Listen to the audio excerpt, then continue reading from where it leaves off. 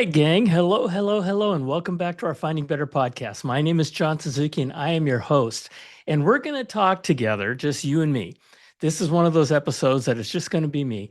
And I have decided that once a month, at the end of every month, I'm going to summarize the prior 3 or 4 episodes that we did and offer up the very best 5 points that, in my estimation, could absolutely change your life. Now, here's the thing, as you guys know, but for the new listeners, this is where we share real life experiences. A friend of mine once told me, John, I could care less about your opinions, but I'll listen to your experiences all day long. And that really, really struck me because, sometimes the best path to success is to follow in the footsteps of others who have been down that path of whatever it is you want to do or whatever it is you want to achieve in your life. And so today I'm going to give you a quick, I don't know, 30 minutes maybe on the very best, maybe probably a lot less than that, on the very best of the podcasts that we did over the last month. So here's kind of the title of this episode. The world is changing fast. We all know this, but the answer may be slower than you think because, the world today is about artificial intelligence. And what I want to talk with you about today is your humanity, our humanity, because AI isn't replacing you. It's revealing you. And I'm going to tell you what that means, okay? Because it's really, really cool. And I want to start off by saying something that might sound a little bit strange. We've never been more connected. We've never been more advanced in the course of human history. And we've never felt more lost. Do you feel that way? We have more technology than ever before. We've got iPhones. I mean, we carry these things. We live with these things, right? And you talk about being connected. We have more technology than ever before. We have more access than ever before. We have more tools than ever before. We have more intelligence than ever before. And yet, people feel more disconnected than ever before. How is that? People feel more uncertain. People feel less relevant, right? Now, I think I know why. I have been in technology for over 40 years. I started with IBM in 1984. So I've seen the rise and fall of, well, they're all still kind of relevant, but rise and fall of mainframes to enterprise computing to the internet to e-commerce and now to AI, artificial intelligence. And every generation has made us smarter and smarter and smarter. And, in the process, we've become so smart, but also in the process, we forgot something really important. A lot of us have forgotten our heart. And that's what I want to talk with you about today, because I am squarely in the middle of the AI revolution right now.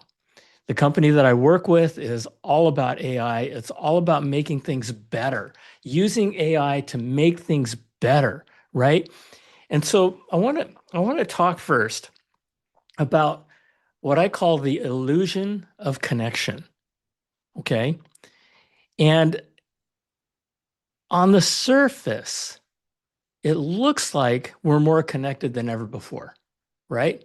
I'll tell you something. I lived in the day when there were no cell phones, where there were not even pagers. There were just landlines, right? And, these days you can reach anybody in the world with the touch of a few buttons, right? You can reach them anywhere at any time. And this has never happened in the course of human history until the last, I don't know, 10 years, 15 years. But here's the truth of the matter. We've confused access with connection. Just because you can reach somebody doesn't mean you actually feel them. Doesn't mean that you're actually connected with them, right? And you feel this all the time. We've built what I call pseudo connections. Pseudo connections. We got likes, we got comments, we've got messages. It's all super fast. It's all super convenient. It can be all super anonymous, right? But the problem is that it comes with very little depth. And that's why people feel so alone today. So many people today feel alone, even though they're totally and completely connected, right? And through it all, they're connected by interaction, constant interaction, but there is no depth to those interactions. I mean, look at our politics these days. Look how much hate there is in this country. People label people and they just assume that they are good people or bad people or nice people or jerky people just by the label, Republican or Democrat, right? And it's this whole identity politics. And we judge people by the way they look or the way or the labels we put on them. I'm getting ready to launch a new book, to publish a new book called The T-Rex Who Didn't Eat Meat. And it's a story about this little T-Rex named Hank. And everybody's afraid of him because they don't want to be eaten. But all Hank wants to do is go out and make friends and play with the other dinosaurs. And so it's a journey that he goes through of trying to make friends with people who want nothing to do with him. And later in the show or later in the book, they realize that he's not such a bad guy. And it's a kid's rhyme book. It starts with there once was a T-Rex who didn't eat meat. It just didn't suit him as something to eat. And the idea is don't judge a person by the way they look. Don't judge a person by the way you label them, right? And the idea is look deeper, be more patient, because what we're missing isn't communication, it's care, it's presence. And you know what? It's a little bit of love.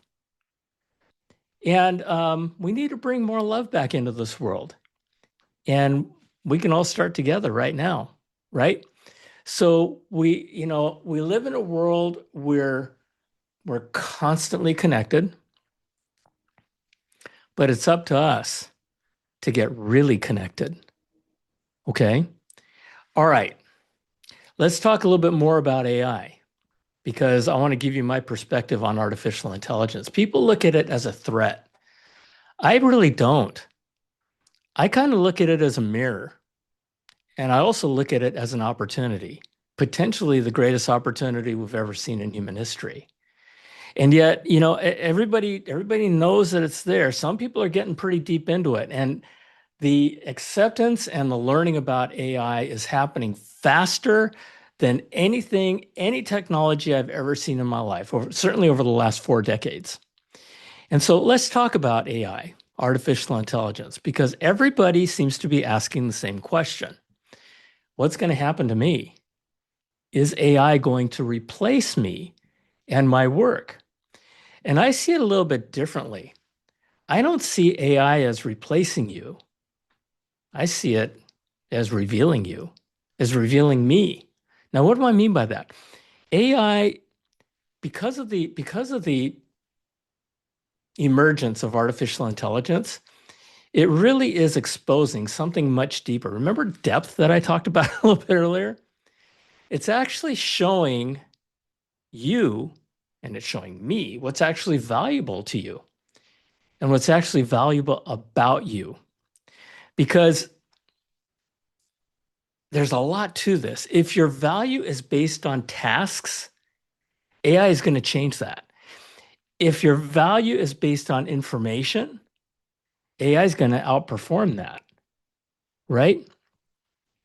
But if your value is based on how you connect with people, I mean, truly connect with people and care about people, and I'll even go an infinite level deeper, how you love people. And I'm not talking about sex. I'm talking about heart, right? It's going to be about how you listen to people and how you understand people, that kind of connection, because that is going to become more valuable than less valuable in a very, very big way. So the real question is not, will AI replace me? Because if you're not paying attention and you're not looking in the right places, The answer is probably going to be yes, especially given today's world, which I'm going to talk with you in a bit.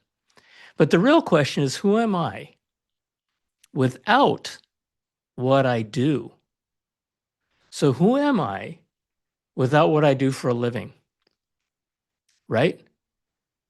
That's a really interesting question because, and I'm going to talk about this right now. We find ourselves and we live in what I call the success trap. And, it's funny because old people understand this because they lived through it. And and I'm one of those old people now. I'm 65 years old and I see it. I see the success trap. And yet I think about my aunts and my uncles who were my age at the time they tried to talk to me about this. And of course, it didn't mean anything to me because I hadn't lived it. I hadn't gotten caught in that trap. And so I ask you, if you're a young person, if you're in the middle of your career, to just kind of take a moment and listen to this section, okay? Because it is very, very, it could change your life, okay? So taking this a step further, I've seen this over and over again throughout my career. People spend their entire lives chasing success, only to realize that they're not fulfilled at the end of it. Okay. Now, why is that? And let me back up. What does fulfillment mean? Right? It means looking back, knowing that you did something good. It means looking back and feeling like you made a difference. And looking back on your journey and where you are right now and being, yeah, man, what a great life. And if you're doing this right, listen carefully. If you're doing this right, you won't have a middle-age crisis. Okay. What I'm talking about right now is really what happens when people go through that crisis, when they're in their late 30s or their 40s or their early 50s, and they go, where's my life gone and what did I do with it? You know?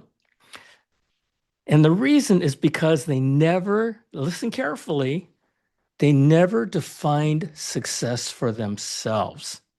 They borrowed it. People say you'll be successful if you get the next raise. You'll be successful if you get that next promotion. Those are success definitions from society, from other people's expectations, from what we have been told, right? From the outside in. Those kinds of things are what people think they were supposed to want. Does that make sense? So we're raised with certain expectations that society places on us.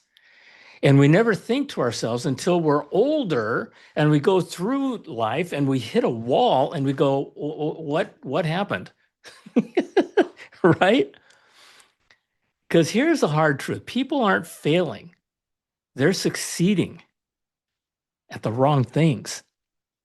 Okay?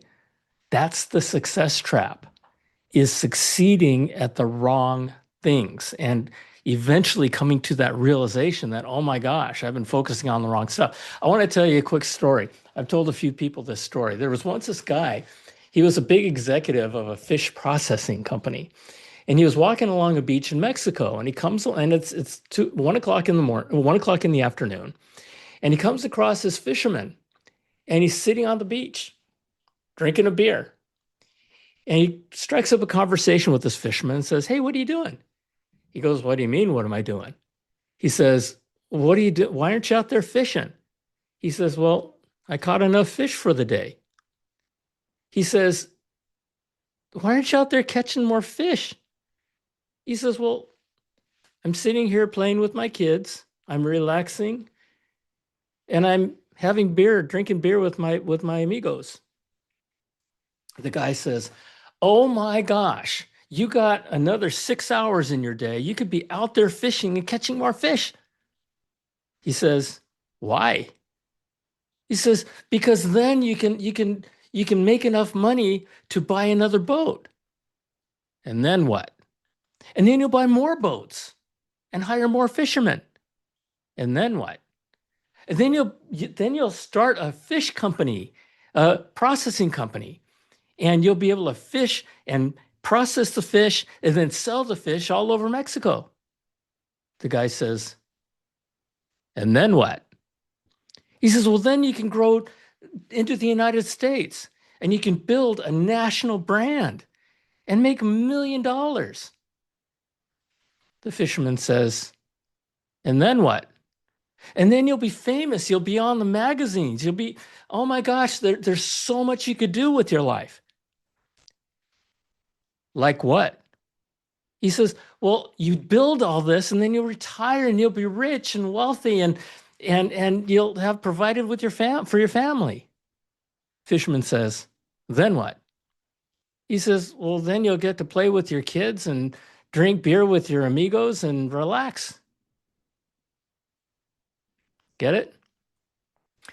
And I heard that story at least 25 years ago, and it really, really left me with an impression. And it was one of the things that caused me to kind of think to myself, what is important to me? You know, that fisherman said he was relaxing, he was playing with his kids, and he was drinking beer with his amigos. That was what was important to that man. And yet he was being told by an outside person that he wasn't doing what he should be doing. When in fact, for that fisherman, he was doing everything right all along.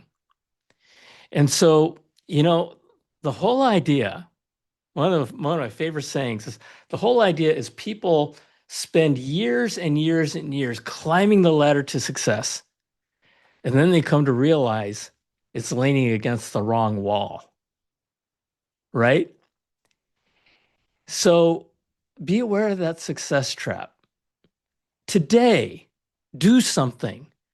Think about what's important to you, not what's important to your parents, not what's important to your family.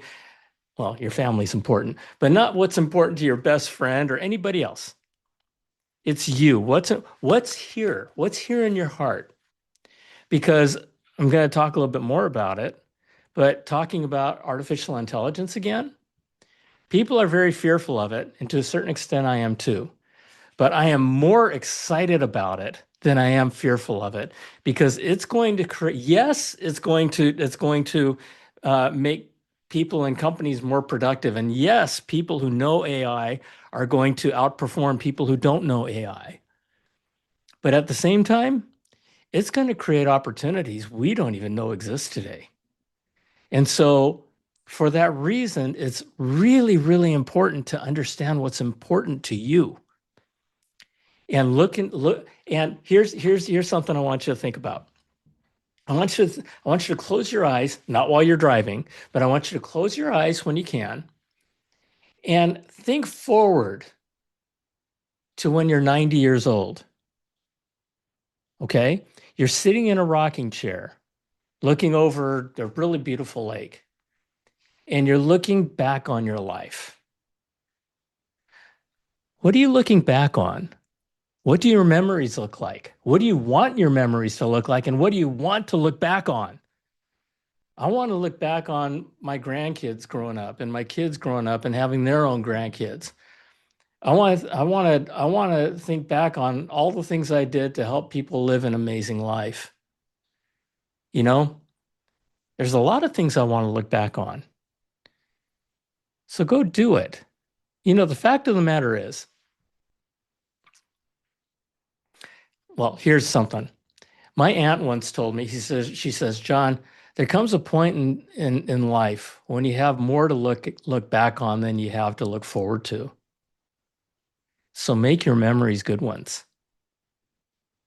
How's that for a zapper, right? Know what you want.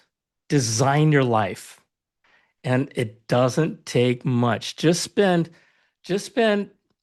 30 minutes of quiet time. And you could do it in 3 10-minute sessions. I don't care. But just give yourself that gift of thinking through what you want your life to be and how you're going to create more depth in your relationships. Okay. Now, here is the fourth thing I wanted to share with you. Five. Ownership changes everything. This was one of the on one of the podcasts that we talked about. And what does that mean? Ownership changes everything. What is a shift? The shift in life from being a victim to being a champion is a thing called ownership. Okay? And some people don't even know about this. Some people don't even hear about this until later in life. I don't mean ownership of anything. I mean ownership of your life. Okay? Not partial ownership, full ownership. Full ownership of your choices. Full ownership of your direction. Full ownership of your life. You know, the fact of the matter is, your life today is a product of the decisions and choices that you've made leading up to today. And some people say, well, I couldn't choose my parents. I wasn't born into a wealthy family. Well, okay, so let me ask you this.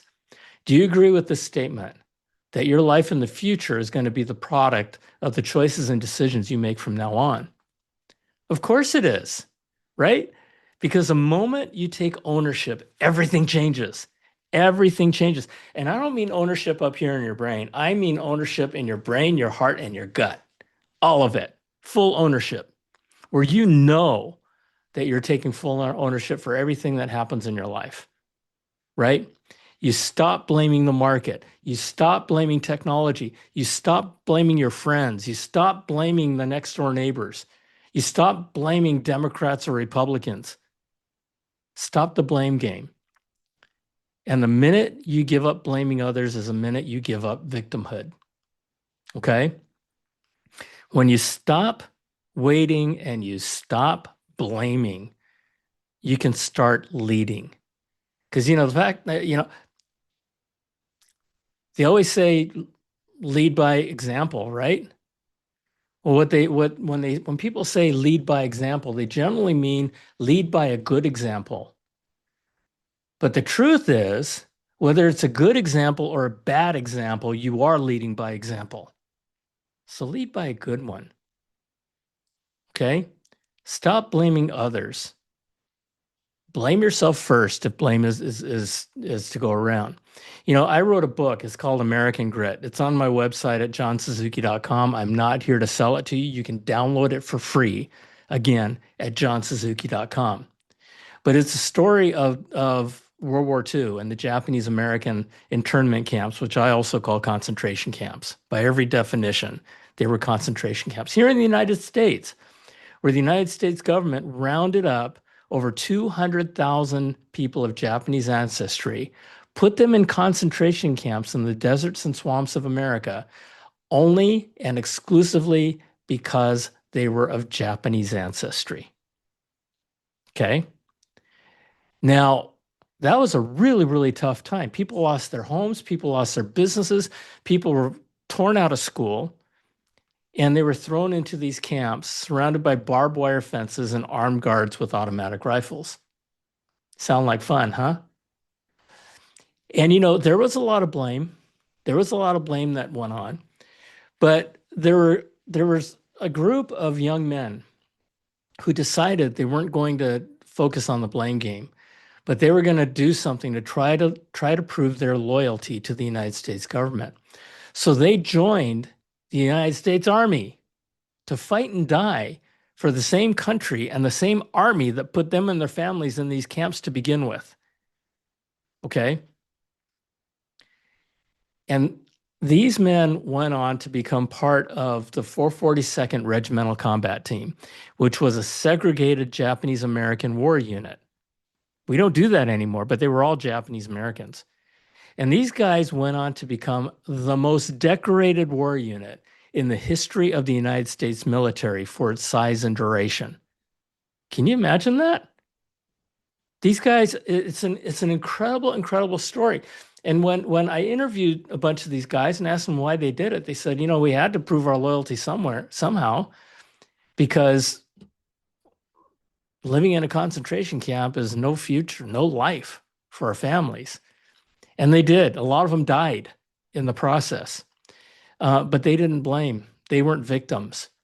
They decided to do something about it, even though it was the United States government that threw them into these camps with no due process, none. They weren't even accused of committing a crime.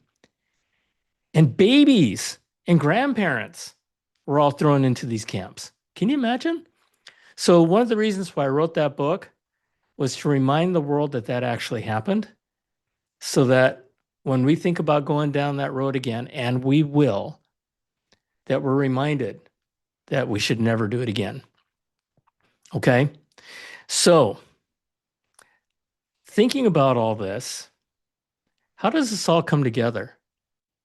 The one thing that AI will never be able to replace, and it can replace just about everything having to do with data, having to do with intelligence, it will never be able to replace our humanity.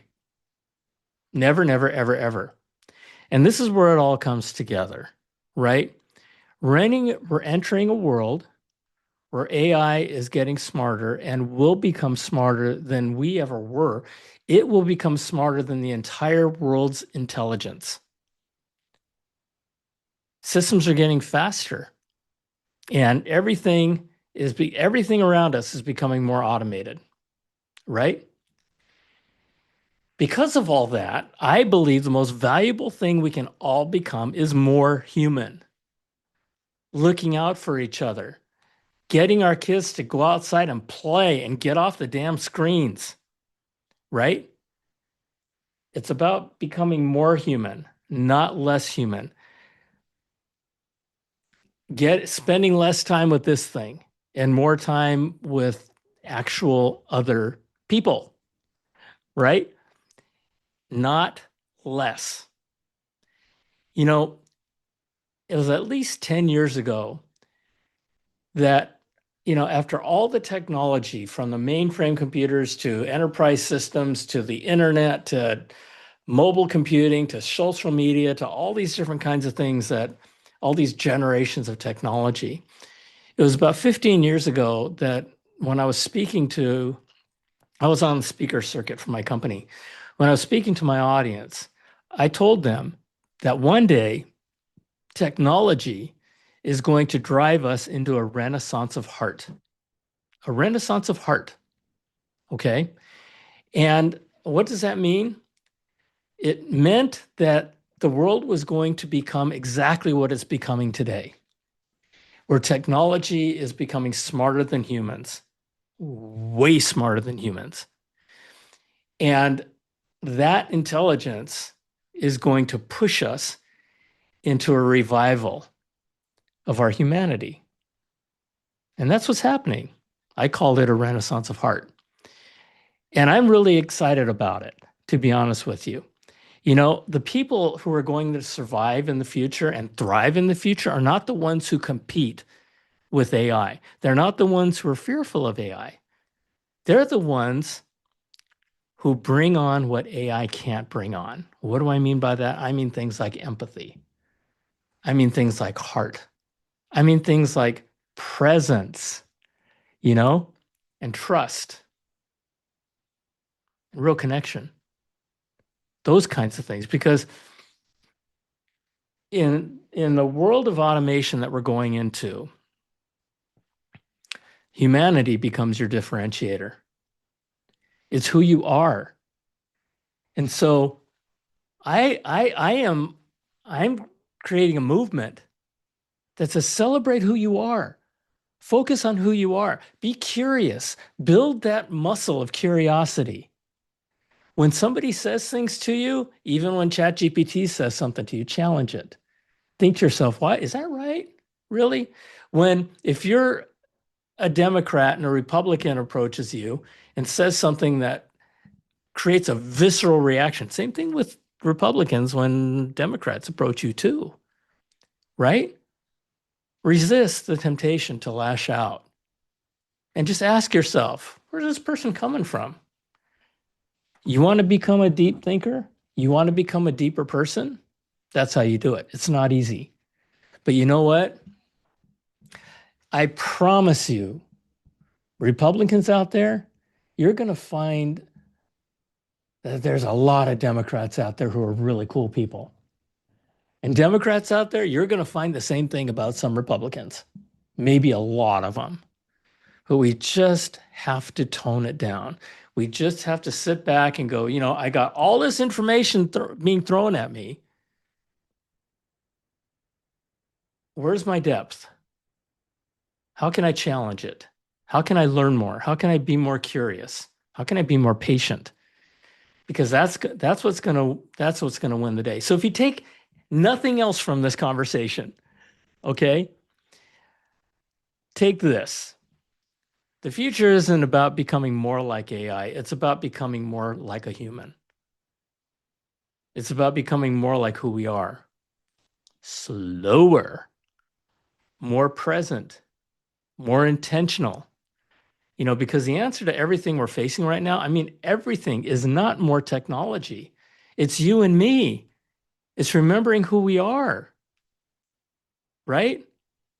I mean, we're perfect. When we were all born, you talk about a miracle of chance. It is mathematically impossible. The chances of us being born, of being created, are infinitesimally small, perhaps mathematically impossible. And yet here we sit. Here we sit. And so for me, it's about helping others. It's about service to others. I coined a phrase that says, over the years of technology, we've gotten so smart, we've forgotten our heart.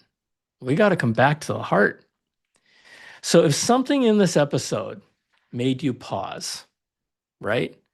Made you think, or made you feel something, don't just move on. Think about it. Make it just take one idea that I shared with you and make it part of who you are. And share it with one person who matters to you, right? Because in the final analysis, it isn't about content. It's about connection. It's about real, deep human connection. They don't care how much you know until they know how much you care. Okay? And so if you're looking for more conversations like this, please feel free to subscribe to my YouTube channel or any of the other platforms that you may be listening on, because that'll help. And we're gonna keep giving you content of things that we've done in our lives and things that we have seen in our lives that hopefully will make a difference in your life. Okay? God bless you. I love you. See you next time. Bye.